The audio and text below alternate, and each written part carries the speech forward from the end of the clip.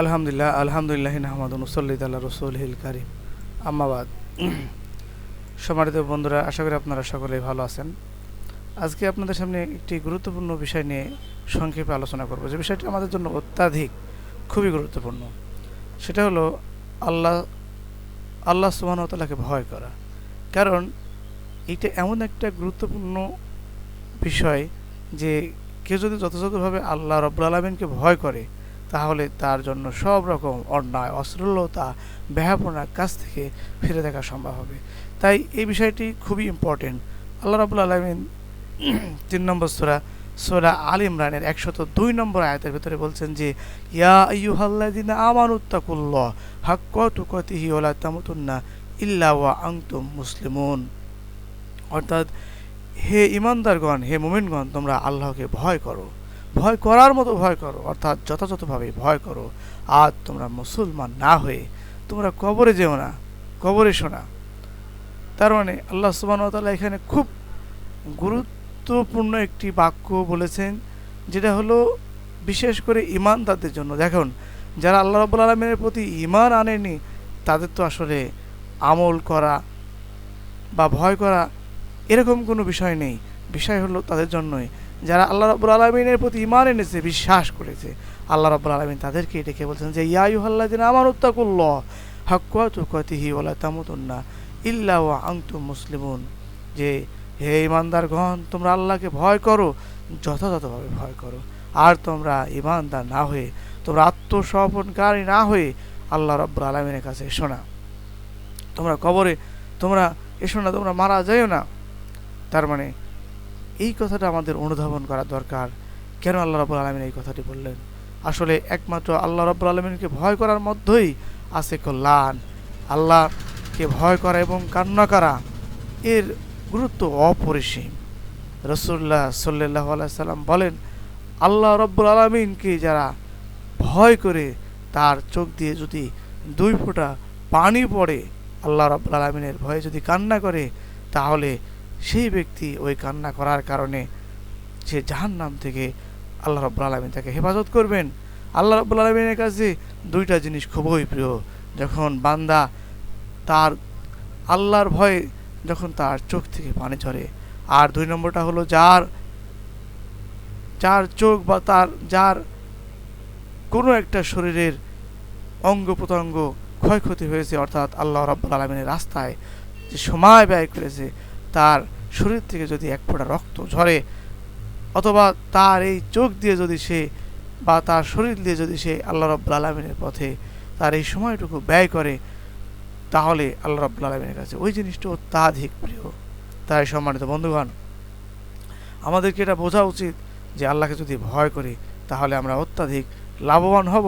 কারণ আমরা অন্যায় থেকে ফিরে থাকতে পারবো তখনই যদি আমরা প্রকৃত অর্থে আল্লাহ রাব্বুল আলামিনকে ভয় করি, যদি আমরা কান্নাকাটি করি। আল্লাহ রাব্বুল আলামিন সূরা ইসরার 109 নম্বর আয়াতে বলছে, আর তারা কাঁদতে কাঁদতে নত মুখে লটিয়ে পড়ে এবং কান্নার শব্দ শুনে তাদের নিবিড় অনুগত্য আরও বৃদ্ধি পায়। অর্থাৎ, যখন একজন মানুষ যখন কান্নাকাটি করে, আল্লাহ রাব্বুল আলামিনের সামনে মাথা নত করে, তখন তার এই যে অনুগত, তার আল্লাহর প্রতি যে তার মানে ইবাদত বন্দেগী আরও অনেক বেশি বৃদ্ধি পায়। আল্লাহ রাব্বুল আলামিন অন্যত্র সূরা নাজমের 59 থেকে 62 নম্বর আয়াতের ভিতরে বলছেন, তোমরা কিয়ামতের ওই বিভীষিকাময় কথা শুনে আশ্চর্য হতো, অথচ তোমরা কাঁদছ না, আর গান বাজনায় মত্ত হয়ে এসব এড়িয়ে যাচ্ছ। আল্লাহকে সন্তুষ্ট করার জন্য ধোলায় লুটিয়ে পড়ো এবং ইবাদতে মগ্ন হও। সূরা নাজমের 59 থেকে 62 নম্বর আয়াতে। তাহলে আমাদের বোঝা উচিত যে আল্লাহ রাব্বুল আলামিনকে যদি আমরা ভয় করি, তাহলে আমরা আসলেই সাফল্য লাভ করব। আর আল্লাহকে ভয় করার মধ্যে আছে আমাদের জন্য কল্যাণ। যদি আমরা আল্লাহকে ভয় করি, তাহলে আমরা অনেকগুলো বালা মুসিবত থেকে বেঁচে যাব। তার মধ্যে চূড়ান্ত বালা মুসিবত হলো জাহান্নাম স্পর্শ করবে না। যে হাদিসটা একটু আগেই বললাম, হযরত আব্বাস রাদিয়াল্লাহু তাআলা আনহু হতে বর্ণিত, তিনি বলেন, রাসূলুল্লাহ সাল্লাল্লাহু আলাইহি সাল্লামকে বলতে শুনেছি, জাহান্নামের আগুন 2টি চোখকে স্পর্শ করবে না, যে আল্লাহর ভয়ে কাঁদে এবং যে আল্লাহ তাআলার রাস্তায় যে চোখ পাহারা দিয়ে ঘুমহীনভাবে রাত পাহারা দেয়। অর্থাৎ জাহান্নাম থেকে বাঁচার অন্যতম রাস্তা হলো আল্লাহর ভয়ে কান্না করা এবং তার রাস্তায় পাহারা দেওয়া।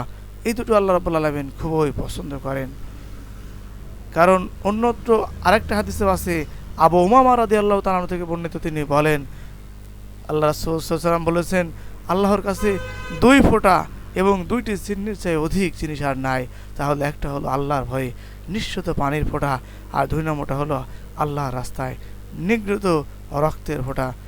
2 নম্বর আমরা পয়েন্টে যদি যাই, তাহলে আমাদের আর কি উপকার হবে, তা হলো আল্লাহর গজব থেকে আমরা মুক্তি লাভ করতে পারবো।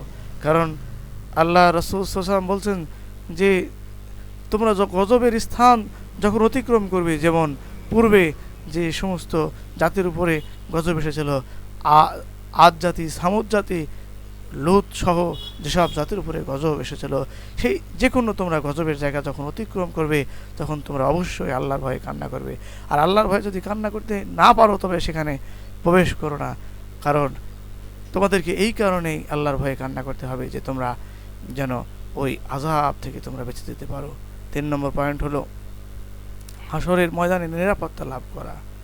আল্লাহ রাব্বুল আলামিন যখন এই হাসরের ময়দানে সবাইকে উপস্থিত করবেন, তখন শুধুমাত্র তারাই বেঁচে যাবে যারা আল্লাহ রাব্বুল আলামিনকে যথাযথভাবে ভয় করবে।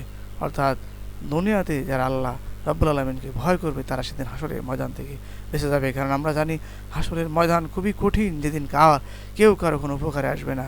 অর্থাৎ হাদিসে এসেছে যে সেদিন মানুষ এমনভাবে হাবুডুবু হবে, তার নিজের শরীরের ঘামের মধ্য হতে কারো নাক পর্যন্ত, কারো গলা পর্যন্ত তার সেদিন ঘামে ডুবে যাবে। কিন্তু 7 শ্রেণীর মানুষ এই আরশের ছায়াতলে আশ্রয় পাবে। তারা তার মধ্যে অন্যতম হলো, 1 নম্বর হলো যে ন্যায়পরায়ণ শাসক, আর এর মধ্যে অন্যতম একটি হলো যে আল্লাহ রাব্বুল আলামিনের ভয়ে এই দুনিয়াতে যে কান্না করে, যে ইবাদত বন্দেগী করে, আল্লাহ রাব্বুল আলামিন তাকে সেদিন হেফাজত করবেন। তো 4 নম্বর আরেকটি পয়েন্ট যদি বলি, সেটা হলো যে জাহান্নাম থেকে সে বেঁচে যাবে। এর অন্যতম হলো যে আল্লাহ সাল্লাল্লাহু আলাইহি ওয়াসাল্লাম বলছেন যে যদি কেউ আল্লাহর ভয়ে দুনিয়াতে হে কান্নাকাটি করে, আল্লাহকে ভয় করে, তাহলে পরে তার জন্য জাহান্নামে যাওয়া এরকম কঠিন হবে যেমন একটা গাভীর বাটা থেকে যখন দুধ টানা হয়, ওই দুধকে যেমন ওই বাটের ভিতরে ফিরিয়ে দেওয়া যেমন অসম্ভব, আল্লাহ রাব্বুল আলামিনকে যারা দুনিয়াতে ভয় করেছে, আল্লাহ রাব্বুল আলামিন তাদেরকে নিরাপত্তা দেবেন, তাদেরকে জাহান্নাম থেকে হেফাজত করবেন। তারা ওইরকম তাদের জন্য জাহান্নামে যাওয়াটা কঠিন হবে যদি সে দুনিয়াতে আল্লাহ রাব্বুল আলামিনকে ভয় করে। তাই আমরা যেন যথাযথভাবে আল্লাহকে ভয় করতে পারি, আল্লাহ রাব্বুল আলামিন আমাদেরকে সেইভাবে দুনিয়াতে পরিচালিত করার তৌফিক দান করুন। আল্লাহুম্মা আমিন। আল্লাহ আমরা প্রত্যেকে দোষী গুণে মানুষ, আমাদেরকে ক্ষমা করুন। আল্লাহুম্মা আমিন। আল্লাহ আমরা বাকি জীবনে যেন আপনার সন্তুষ্টি অর্জন করে, দুনিয়া থেকে যেন ভয় করার মতো ভয় করে আপনার সন্তুষ্টি অর্জন করে ঈমান নিয়ে দুনিয়া থেকে বিদায় নিতে পারি। আপনি আমাদের সকলকে সেই তৌফিক দান করেন। আল্লাহুম্মা আমিন। আসসালামু আলাইকুম ওয়া রাহমাতুল্লাহি ওয়া বারাকাতুহু।